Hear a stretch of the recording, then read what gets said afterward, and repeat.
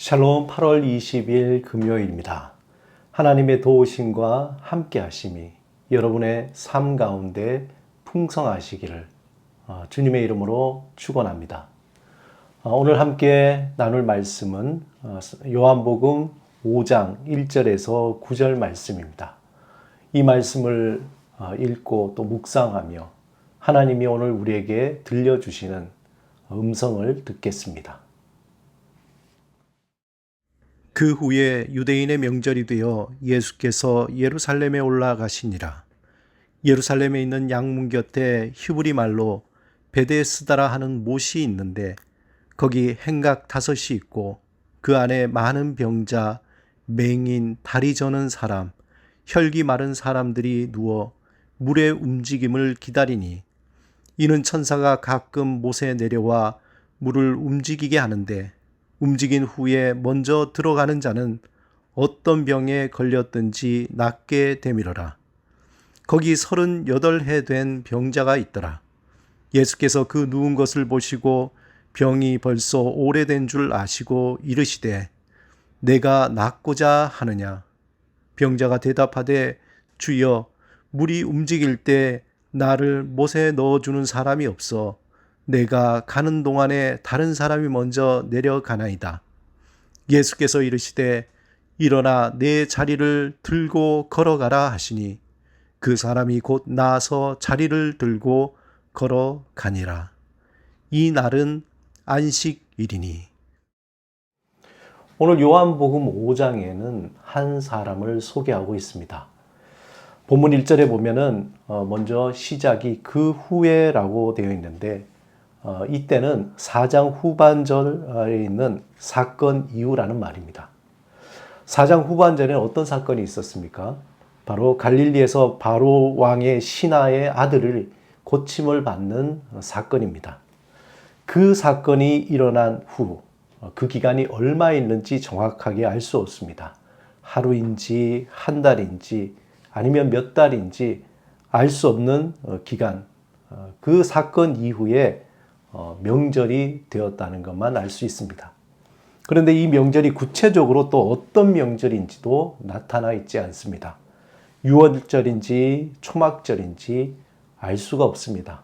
다만 중요한 절기가 되어서 예수님과 제자들은 갈릴리에서 예루살렘으로 그 사역지를 옮기게 됩니다.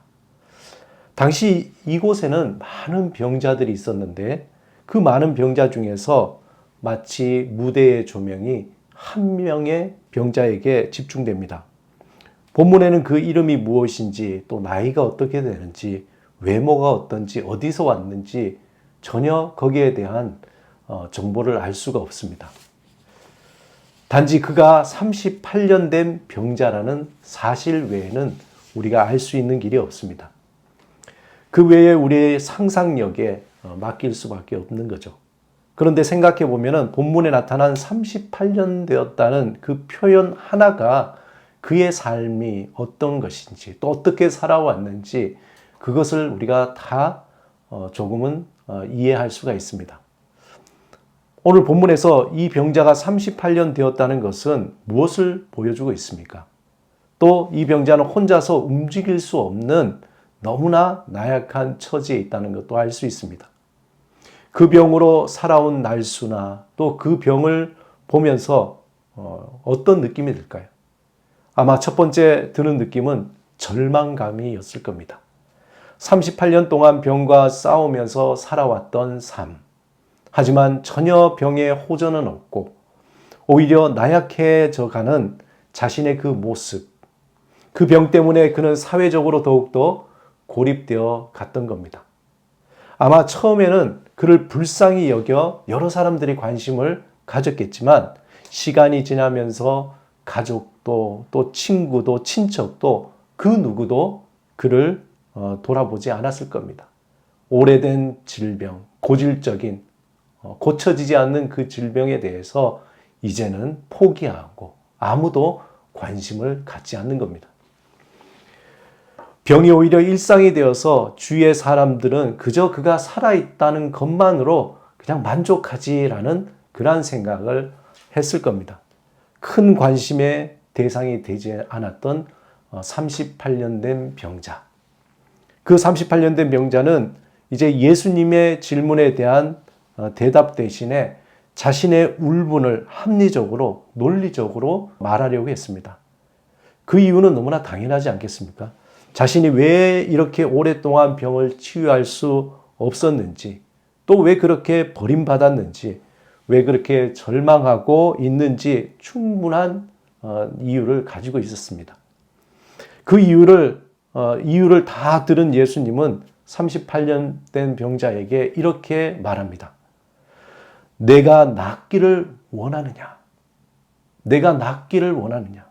그러자 이 병자는 구구절절 자신이 왜 이렇게 병이 낫지 못하고 오랫동안 앓고 있는지 자신만의 변명을 하고 있습니다. 그에게 예수님은 거듭 질문하지도 다른 어떤 말도 하지 않았습니다. 저는 개인적으로 이 말씀, 이 부분을 묵상하면서 이곳에 깊은 하나님의 은혜를 느꼈습니다. 예수님은 우리의 절망과 분노와 아픔과 상처에 대해서 그저 싸구려 위로나 급한 말로 감싸려 하지 않았습니다. 왜냐하면 그 병이 오래된 것을 알았기 때문입니다. 38년 된 병자가 예수님에게 구구절절 말하는 것에 대해서 너 왜 그렇게 얘기하느냐? 이제 그만 얘기하라가 아니라 예수님은 그의 38년 동안 오는 동안에 묵혀둔 그 상처와 마음의 아픔들을 다 들으셨습니다. 그저 듣고 또 들으신 겁니다. 그저 말 한마디 한다고 그 많고 많은 아픔과 그 깊고 깊은 상처가 치유되지 않기 때문에 그렇습니다. 그저 그의 모든 것들을 받아들이신 예수님, 그 예수님의 모습에 하나님의 큰 은혜를 느끼게 됩니다.